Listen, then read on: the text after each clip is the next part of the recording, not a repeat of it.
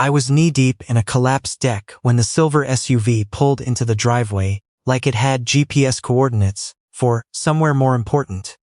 It was a Tuesday in late October, the kind of cold that comes off Georgian Bay and doesn't apologize.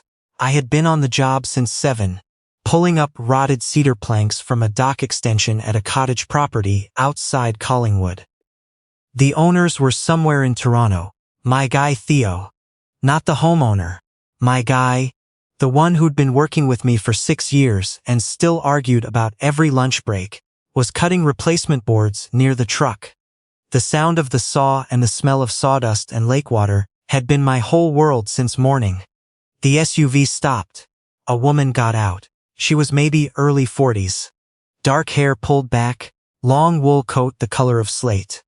She looked at the dock, then at the collapsed section, then at me standing in muck up to my shin. She did not look like she belonged anywhere near a construction site. She looked like she had just walked out of a Bay Street boardroom and taken a very wrong turn past Barry. "You Declan Hurst?" she called across the yard. "Depends," I said. "Are you here about a permit issue?" She walked toward the water like mud was optional. "My name is Sylvie Rowan." I knew that name, not personally. But in the Collingwood to Barry corridor, if you dealt with heritage properties, waterfront estates, or anything old enough to matter, you knew Rowan. Rowan Hospitality. 4 boutique inns, 2 historic lodges, a conference center in Meaford that people drove 3 hours to rent for weddings. Old Ontario money, the kind that went back to Georgian Bay lumber and hadn't moved far since. I stepped up onto a solid board and wiped my hands on my jeans. "What can I do for Rowan Hospitality?" She stopped at the dock's edge and looked at me steadily. "I need a husband. By Thursday." Theo's saw went quiet, not because he turned it off, because he let go of the trigger and just stood there. I looked at her for a long moment. I rebuild docks, sometimes boathouses. I've done a few historic barns when people pay me enough not to ask questions. I don't do whatever this is. "I know what you do," she said. "That's why I'm here." She did not smile. Her hands were folded around a leather portfolio, like she had already rehearsed how this conversation went, and had planned for resistance. "My grandfather's estate has a succession clause," she said.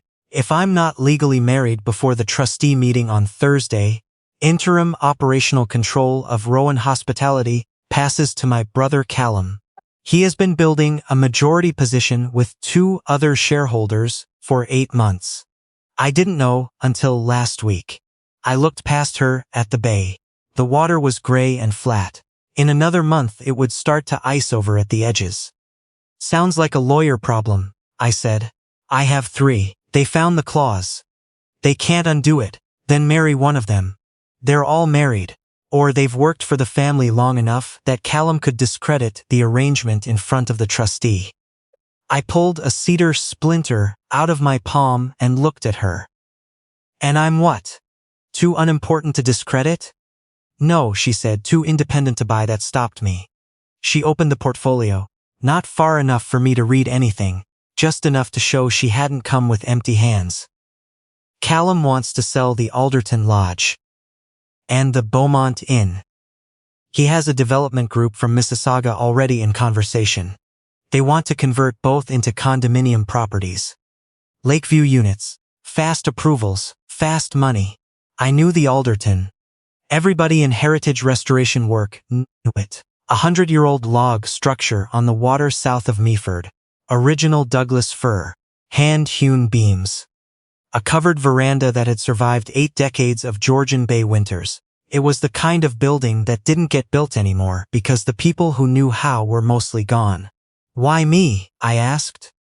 Sylvie's jaw tightened slightly. 2 years ago, Callum tried to acquire the Hurst property on Simcoe Street through a numbered company. "Your father's shop. You walked away from an offer that most people wouldn't have." I stepped off the dock entirely. "So, that was him." "Yes. I figured it was someone like him. The offer was too clean, too much above market. I know why you refused. I needed someone who had already said no to that kind of pressure. I didn't like her knowing my family's business. I didn't like that she had done her homework that thoroughly, but I understood it. You researched me, I said. I had to. No, you wanted to make sure I fit. Yes, she said. I needed someone who wasn't already inside the ecosystem Callum controls. Someone with their own livelihood, their own reputation. Someone he can't threaten or leverage. I looked back at Theo, who was now not even pretending to work. He gave me a slow blink that meant he had no idea what was happening, but was fully committed to watching it. What do I get? I asked Sylvie. Legal compensation. A clean agreement drafted by counsel you choose independently. Full protection of your business and personal property before and after. No claim, no obligation, no liability. I laughed, just once. That's not what I asked. For the first time, she looked unsure what to do with me. What did you ask? I asked what I get. Not what paper says I get. The truth. All of it. Callum, the trustee, the timeline, the press risk. Every part of this you left out because you thought I might say no before you finished talking. She looked out at the bay for a second. When she looked back, her voice was quieter. My grandmother built the Alderton, she said. She ran it for 30 years. She kept it running through 2 recessions and 1 fire that took out the kitchen wing. She rebuilt the kitchen herself. Not herself, but with her own crew, her own decisions. Callum never set foot in that building more than twice. He sees an asset. I see the place where my grandmother taught me how to read a tide chart, and why you never build closer to the water than the tree line says you should. I waited. If he sells it, she said, it doesn't just get converted.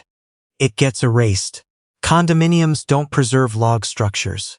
They pour concrete over them and put the original beams on display in the lobby like trophies. The wind off the bay pushed a cold line across the back of my neck.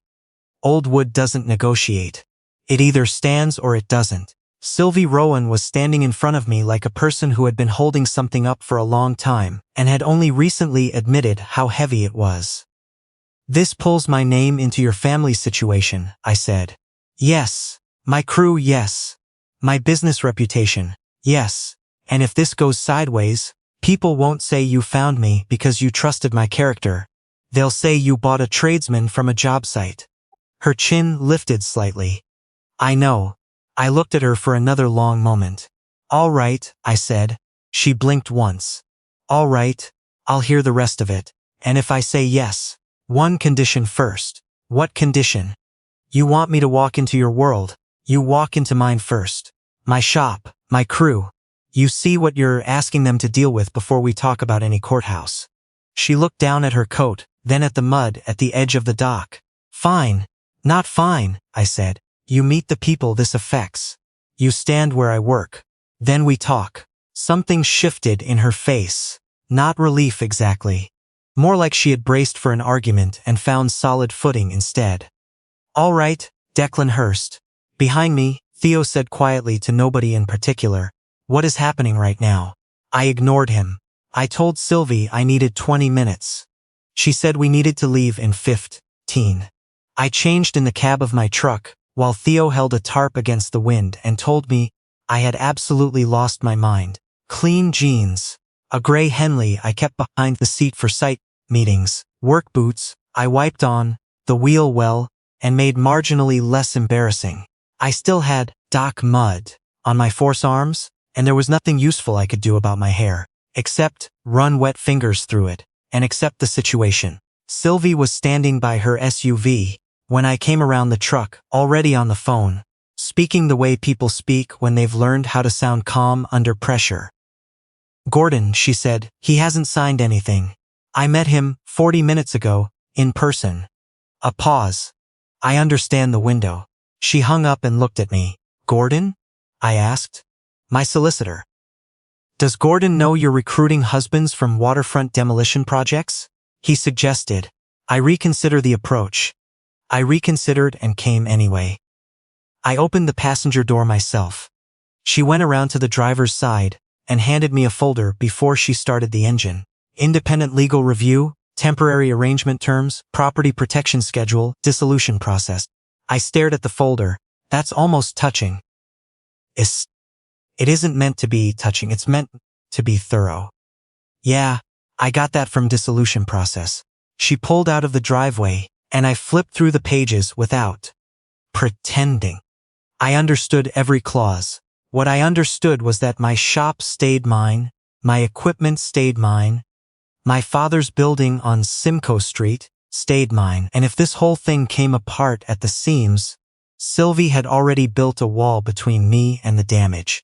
She had done that before I said yes. You're protecting me pretty carefully for someone who just needs a name on a form, I said. She kept her eyes on the road.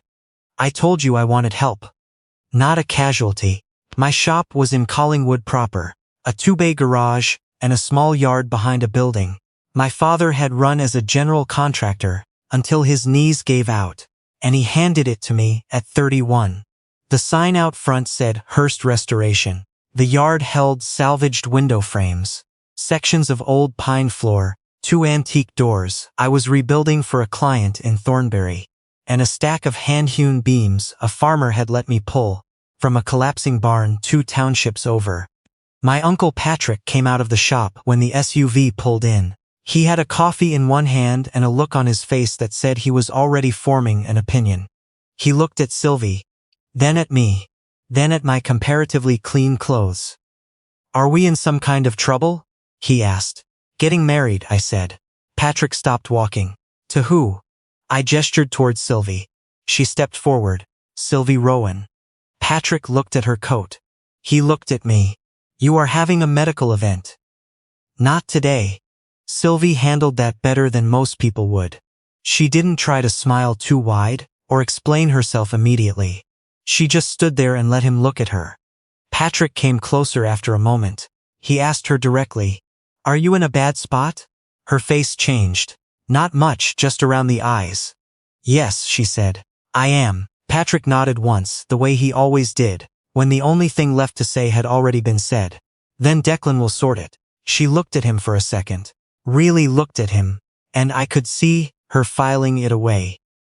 No paperwork, no performance. Just a man asking whether she needed help and deciding that was all he needed to know. I took her through the shop, the planer running in the back. Wood smoke from the burn barrel outside. Old invoices pinned to the corkboard.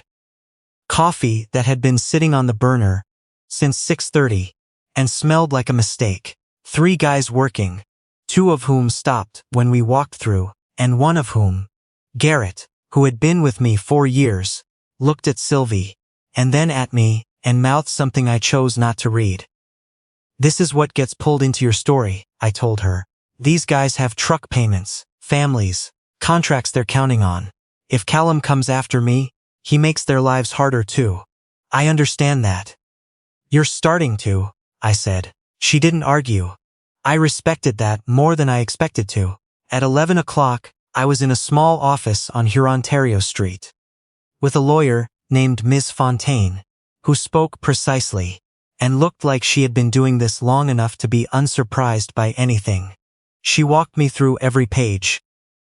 Sylvie waited in the hallway and did not try to listen at the door. You understand this arrangement is unconventional, Ms. Fontaine said.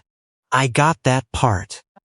You also understand it is legally valid if both parties enter voluntarily and with full disclosure. Do I look like someone who doesn't know what he's agreeing to? She looked at the sawdust still in the seam of my boot. You look like someone who makes decisions with his hands first. That's not the same thing as not knowing. Fair enough. By noon, we were at the Service Ontario office on the edge of town, because the courthouse had a 3-day waiting period, and Sylvie's lawyer had found the one provincial office in the county that could process a marriage license same day under administrative discretion. No music, no family, just Sylvie's solicitor, my lawyer, a commissioner of oaths, and me standing beside a woman I had met that morning with waterfront mud still on my boots. The commissioner looked over everything carefully. You both understand the legal nature of this marriage? Yes, Sylvie said. Apparently, I said. The commissioner looked at me over his reading glasses. I straightened up. Yes, sir.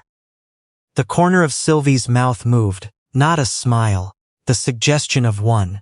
Then came the rings. Sylvie went quiet and glanced at Gordon, who leaned in and said something in a low voice. She gave him a look that could have stripped varnish. I didn't have time, she said. I reached into my jacket pocket. My father's ring had been on my keychains, since he gave it to me when the shop transferred. White gold, plain band, worn thin on one side from 30 years on his hand. I'd grabbed it off the hook by the door that morning, for no reason I could have explained at the time. We can use this, I said. I opened my palm. Sylvie looked at it the way you look at something that suddenly has more weight than expected. It was your father's. He'd think this was funny, I said. We can use it. She nodded, but her fingers weren't quite steady when she picked it up. When she slid it onto my hand, she held on for just a second longer than the gesture required. I looked at her, and the room went quiet in that particular way that has nothing to do with sound. It wasn't love. It wasn't even close to that, but it was real. The weight of my father's ring, the slight tremor in her hand, the two of us realizing this had stopped being theoretical the moment she drove into that driveway. Then the commissioner said we were married. By 2 o'clock, we were in a boardroom in Barrie that smelled like carpet cleaner and old ambition. The trustee was a man named Mr. Hadley, gray-haired, careful-eyed, who had clearly been doing estate work long enough to have seen people try everything. Callum was already seated when we arrived. He was younger than I'd imagined. Early 40s. Good suit. The kind of easy confidence that comes from having never been told no by anyone who mattered. He looked at me the way people look at a repair estimate they've already decided to argue with. Sylvie, he said, this is creative even for you. She placed the marriage license and the registration on the table. The clause is satisfied. Callum laughed once quietly. You married someone from a work site this morning? Restoration contractor, I said. The room paused. Callum looked at me. I'm sorry? Restoration contractor, I said again. If you're going to describe what I do, use the accurate term. One of the other people at the table, a woman with silver-framed glasses, who turned out to be the secondary trustee, looked down at the table quickly. Callum leaned back. And what exactly did she promise you, Mr. Hurst? Nothing that would interest you. Money interests most people. Then you must find most situations simple. Sylvie put her hand briefly on the table near mine, which I understood to mean stop while you're ahead. I almost did. Callum turned to Mr. Hadley. You can't seriously consider this legitimate. A same-day marriage to a contractor she met this morning. Gordon stepped forward and laid out the documentation. License, registration, timeline, legal review confirmation. Every clean line in order. Mr. Hadley read everything twice. He asked 3 questions. Sylvie answered 2. I answered 1, which was about the nature of my independent legal counsel, and I gave Miss Fontaine's name and office address, without hesitating. Callum stared at Sylvie the entire time. You've turned this into a spectacle. Sylvie's voice didn't change. No. I kept you from selling my grandmother's lodge by Friday. Mr. Hadley folded his hands. The condition has been met. The succession clause is satisfied. Operational control remains with Sylvie Rowan. Callum's expression didn't shift much, but the air in the room got colder. He stood, buttoned his jacket, looked at me on his way to the door. Good luck with the renovation business. I looked back at him. Good luck with whatever comes next. Sylvie caught my sleeve under the table. Callum left. For about 4 minutes I thought the hard part was over. Then Sylvie's phone lit up. Then Gordon's. Then the secondary trustee's assistant came in from the hallway with the look of someone who had just received information they didn't want to deliver. She leaned down and whispered something to the trustee. Sylvie looked at her screen. Her breath didn't change, but her eyes did. What?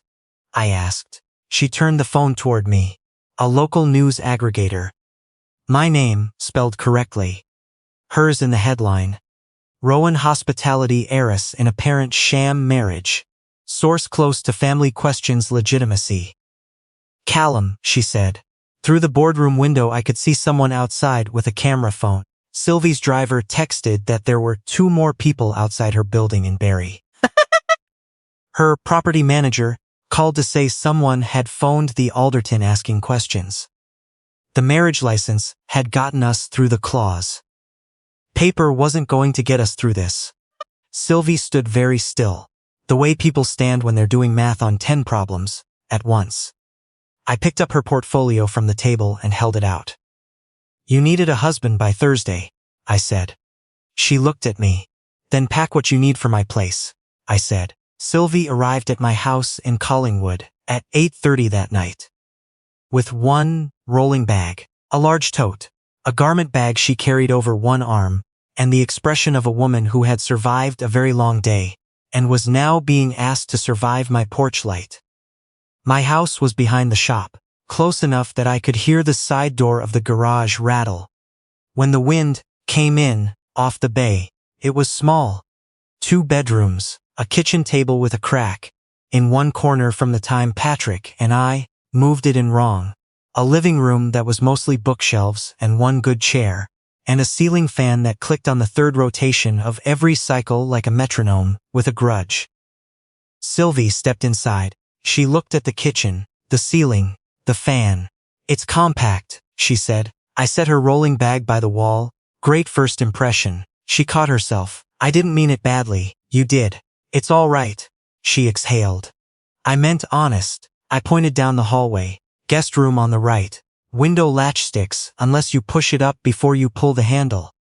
Closet door needs lifting to close. Fan clicks. That's just how it is. Coffee maker is older than your SUV, but it works if you don't rush it. She looked at me for a moment. You really know how to make someone feel at home. I'm newer to this than you are. That first week wasn't a marriage. It was a weather system that had moved inside and settled over my kitchen table. Sylvie had her solicitor calling before 8 in the morning and her property managers calling through lunch. Callum's name appeared in her messages at irregular intervals like small shocks. Someone had photographed her leaving the Service Ontario office. A blogger who covered Ontario real estate had found my business name and written 3 paragraphs. I didn't read past the first one. Patrick started answering the shop line by saying, Hearst Restoration, we have no comment on anything, even when it was a regular client asking about baseboards. At night, she sat at my kitchen table, with files arranged in columns that meant something to her, and takeout containers that meant something to me. She slept in the guest room. I slept badly in mine. Nothing about the situation resembled what people probably imagined when they thought about a new marriage. What it resembled was 2 people trying not to be in each other's way while being entirely in each other's way. Except things shifted. In the small ways that don't announce themselves. She learned. The coffee maker needed the lid pressed down with your palm, or it would burp grounds into the carafe. I learned she drank her coffee black until about 9 at night and then put maple syrup in it instead of sugar and acted like that was a perfectly normal thing to do. She started leaving her boots on the mat inside the door, lined up side by side, like she had decided that much was controllable. One evening I came in late from a site assessment and found her standing on the edge of the guest bed, both hands on the window frame, pulling at it with increasing personal feeling. What are you doing? I asked, trying to open it. The latch does exactly what you said it would, and I've been fighting it for 10 minutes. You're twisting before you push. I'm aware of that now. I reached past her and showed her the sequence. Push up, hold, pull. The window gave with a sound like it was surprised to be cooperating. Sylvie looked at the 4 inches of cold night air, like it had personally offended her by existing on the other side. I'll fix it properly this weekend, I said. You said something similar 3 days ago. I've been occupied being publicly married. She looked back at me over her shoulder and laughed. Not the polished kind. The kind that comes out when you're tired and something actually lands. I hadn't heard her laugh before that. It was different from what I would have expected. The next morning, she came into the shop with coffee for everyone. Regular drip from the place on Hurontario. She had written names on the cups. She'd asked Patrick the day before for everyone's names, and she'd remembered them. She handed Garrett his without hesitating, said his name right, and he looked at it and then at me. She remembered. She has ears, I said. Patrick watched her talk with the youngest apprentice about a cracked transom casing on a job we had coming up in Thornbury, and he moved close to me afterward. She's not what I had her figured for. What did you figure? Rich trouble. She is that. Yeah, he said. But she asks actual questions. That's different. A few days later I took her through the Alderton Lodge on a morning when the property was quiet. Sylvie hadn't been there in 2 years. I had driven past it dozens of times, and thought about what it would take to bring it back properly. Inside, smelled like cold stone and old pine, and the particular stillness of a building that has been waiting. The great room had a ceiling that went up 15 feet to exposed log work. The original fir floors were buried under 2 coats of wrong-era varnish, but they were solid underneath. The stone fireplace on the north wall was the original construction. The windows on the lakeside needed reglazing, but the frames were Douglas fir, and most of them were sound. I walked her through it room by room. This plaster can be repaired, not replaced, I said. Someone put a patch on that corner in the wrong-era compound and it looks terrible, but that's cosmetic. The framing behind it is fine. That window on the east wall has a compromised sill. Water has been getting underneath. You ignore it, you lose the sill, and then the frame, and then the wall costs you 4 times as much. She walked beside me and listened. The way people listen when they're actually trying to understand something, not just waiting to respond. At the doorway to the old dining room, I put my hand on the original casing and said, "Bad restoration is just demolition, with better lighting. You replace things that don't need replacing. You lose what made the building worth anything. The whole point is to find what's still there, and let it keep being what it is." Sylvie looked at me for a moment with an expression I couldn't entirely read. "What?" I asked. "My family has owned this property for over 60 years, she said. I've never heard anyone talk about it as though it had something to say. After that, something was different between us. I couldn't point to the exact place it changed. It wasn't a moment. It was an accumulation of small things. She started reading my project quotes before I sent them and leaving notes in the margins. Not corrections, exactly. More like, "You sound combative here, and the client probably doesn't know. That's just how you write." I leaned over her shoulder one night and read what she'd changed. "You made me sound like I care about their timeline." You do care about their timeline, you're just allergic to showing it. She was right. I didn't tell her that directly, but I sent the email the way she'd revised it. And the client responded, within an hour, with an approval. I fixed the guest room window properly on a Saturday. She stood next to me while I worked and handed me hardware with more confidence than accuracy. When it was done, she tested it 8 or 9 times. Open, close, latch. Open, close, latch. Like she was making sure it was real. My father's ring stayed on. I told myself it was for appearances. Cameras still turned up. Occasionally, Callum was still feeding things to the blogger. Bored adjacent people were still watching. But there were evenings when none of that was true, and the ring was still there. I noticed it. I didn't take it off. 6 weeks in, Callum filed a challenge with the estate trustee. The marriage was a paper arrangement, his submission said. A transaction. I was hired help with a license, not a legitimate spouse. He wanted a formal review. Sylvie came to the meeting with Gordon and a document file I would have needed a luggage cart for. I came straight from a site in Wasaga Beach. Work shirt. Clean but clearly not dressed for a boardroom. My father's ring on my hand. Callum saw it immediately. The questions were managed, controlled. Where did we live? How were finances arranged? Did we intend to maintain the marriage, beyond the succession event. Sylvie's back was completely straight. I could see her already calculating her answer. I leaned forward before she got there. "That last question," I said, "depends on whether Sylvie stops taking over my side of the kitchen table. I had a system for where I put things." She arrived, and now every time I set down a quote sheet, it lands under a stakeholder summary from 2019. Nobody spoke for about 4 seconds. The secondary trustee, Ms. Bergstrom, the woman with the silver-framed glasses, made a small sound that she then covered by looking at her notes. Sylvie looked at the table. The corner of her mouth moved. It sounded real because it was real, not in the way a boardroom could quantify it. Real in the way her mug was always on the left side of the sink now.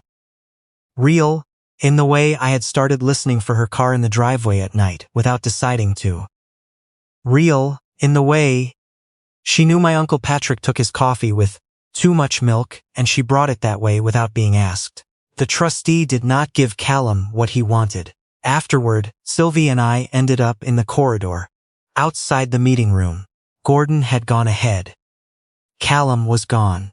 The hallway was quiet and impersonal, in the way of office buildings at 6 o'clock. "You didn't have to make it sound like that," she said, looking at the floor. I looked at her. "I didn't make it sound like anything." She turned toward me slowly. There was nothing official between us anymore. No table, no trustee, no performance required.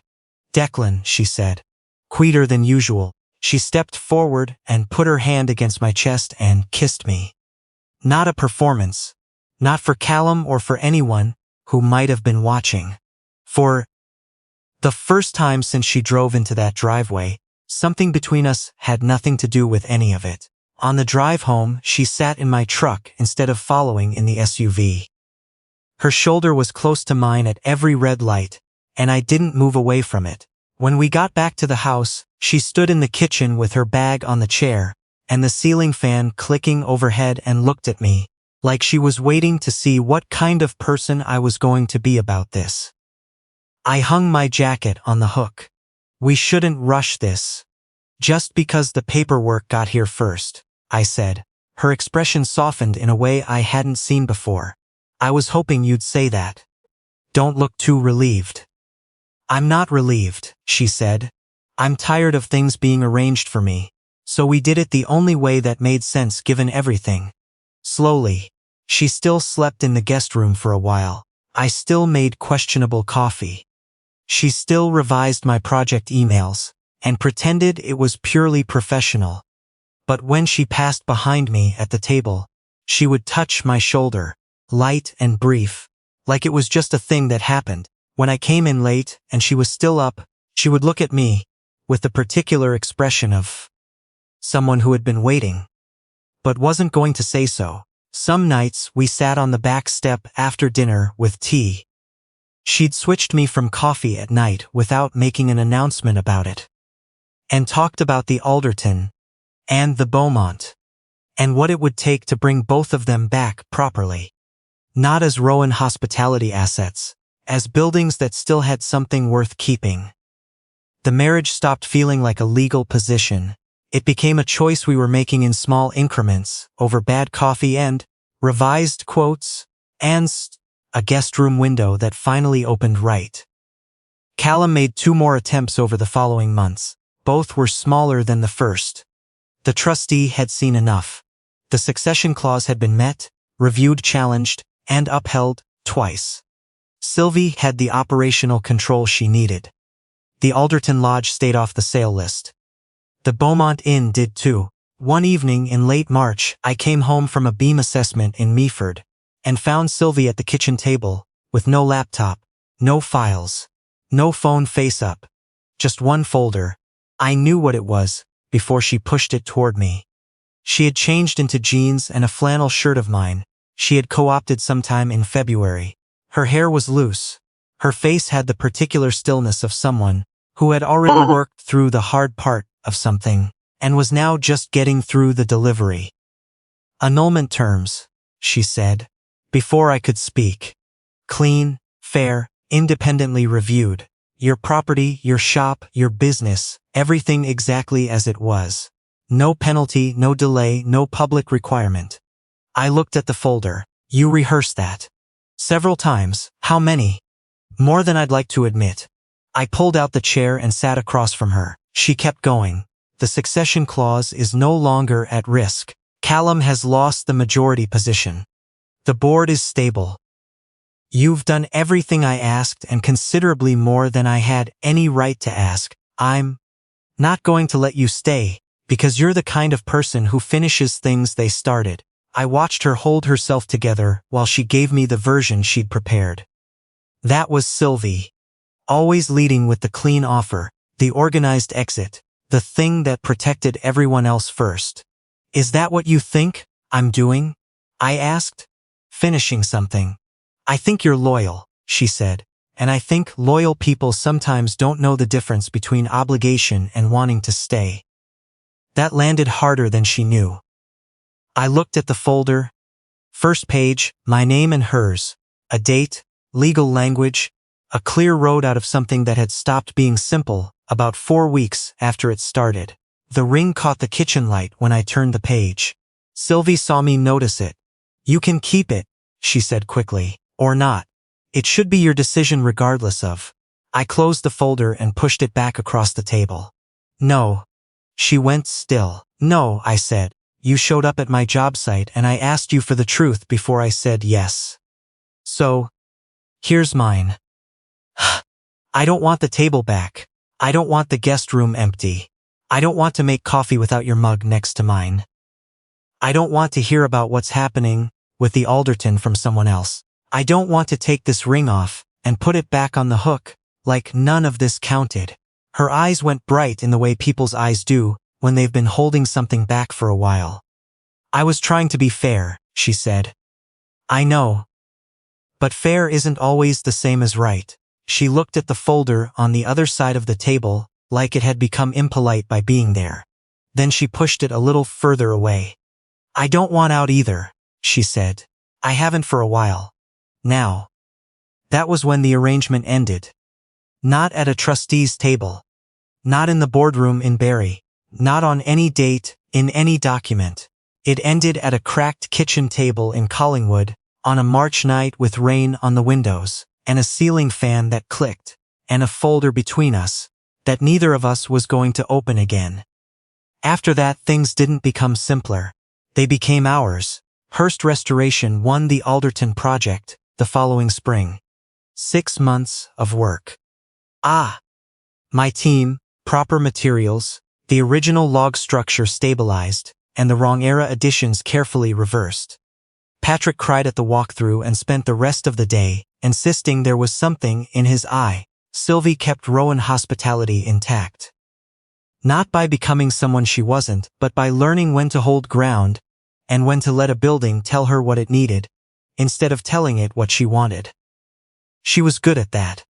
She became better. A year later, we had a real ceremony at the Alderton Lodge. In the great room with the restored fir floors and the original stone fireplace, and the windows we had reglazed properly, so they let in the full light off Georgian Bay. No press, no Callum. No one who came to be seen rather than to be there. Patrick stood at the front and wiped his eyes with the back of his hand, and denied it immediately. Garrett wore a tie and looked like he'd been in a disagreement with it all morning. Sylvie walked in, without the slate coat, without the portfolio, without the careful distance she had carried around herself like a second layer of weather. When it was time, I used my father's ring. Only this time, no one said we could take it off later. Afterward, we stood near the tall lakeside windows, while the light fell, long and gold, across the bay, and Sylvie leaned into my side, the way she had started to do at home. Like, it was the most natural arrangement in the world. Years later, when people asked how we met, she always smiled first. Then she said, I needed a husband by Thursday, and I tell them, so I gave her one, and then I stopped trying to give it back.